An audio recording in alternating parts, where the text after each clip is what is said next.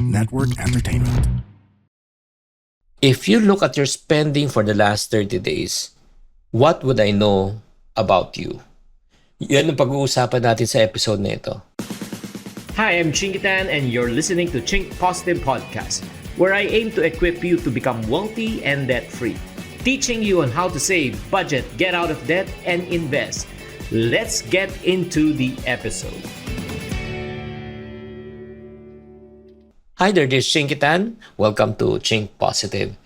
Alam mo, pagka tinignan natin yung gastusin mo for the last 30 days, alam mo, I will see probably not your income, not your balance in the bank account or credit card, but I will know your money story, your fears, your values, your pressures, your hopes, your priorities.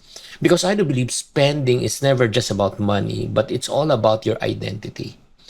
So, pag-usapan po natin yung wallet mo, yung bank account mo is just like a mirror.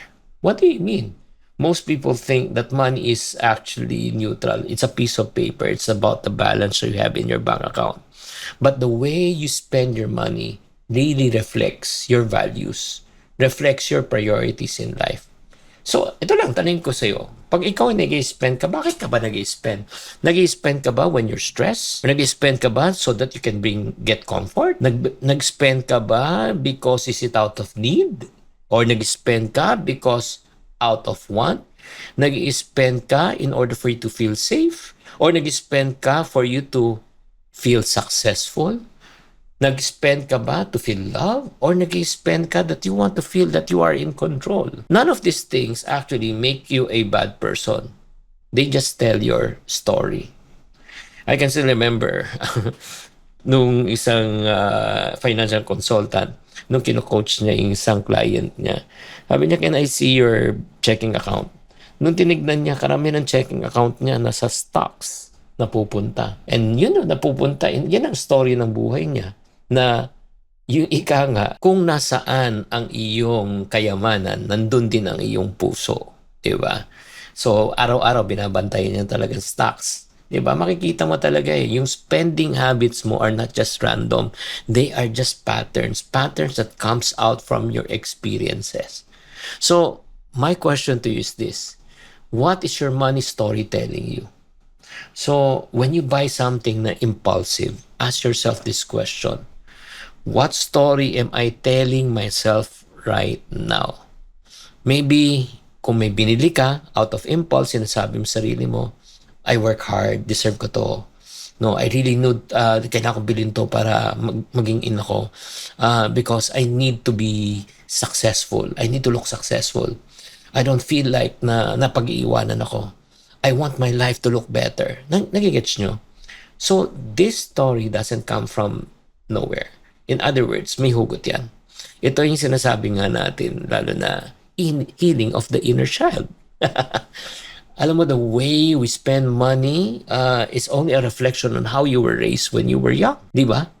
Kaya nga, ask yourself, the goal is not to erase your money story, but the goal is to become aware of it, why you are doing what you're doing at the first place. Because once you see the story, you can decide na talagang kung wise ba ang decision mo, hindi.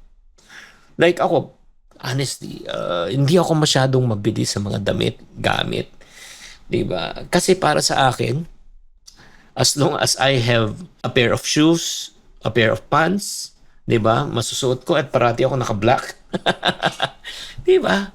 Okay na sa akin yun. Hindi ako branded na tao. Pero, pagdating naman sa mga koleksyon, ayun.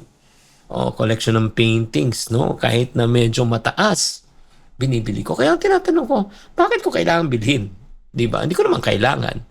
Kasi wala pa akong koleksyon ng artist na ito diba? Parang gusto mo talagang makumpleto, diba? Yung mga collection mo. Kaya mo binibili yan. Again, wala namang issue for me to buy collection. Pero the question is, may pambili ba ako? Kung may pambili, go. Pag wala, isip ka muna. Kaya always remember, when it comes to sale, the problem is not the sale. The problem is may budget ka ba pambili ng sale. And here is the hardest part that most people avoid. When spending is unconscious, alam mo mangyari? The money story will control you. Kung hindi ka aware sa ginagastos mo, you keep repeating the same habits, paulit-ulit lang. Pagka bumili ka, nagsisisi ka, pag bumili ka, pag wala ka pang bayad, na-stress ka. But when spending becomes conscious, pinag-iisipan mo na. Alam mo na kung anong trigger mo. Alam mo kung anong dahilan. Alam mo nangyayari yan. You stop reacting, you start choosing. You move from this is who I am to this is who I'm becoming. I'm becoming more conscious. I'm becoming more responsible. I'm becoming a saver. Nagigets mo? Pag binago mo talaga yung perspective mo, this changes everything. So, I want you to look at your last 5 purchases. Okay, just during this week, ano ba binili ko this week? Bumili ako ng pagkain yesterday. And the other day, bumili ako ulit ng pagkain. So, kung makikita mo, majority of my purchases are all food.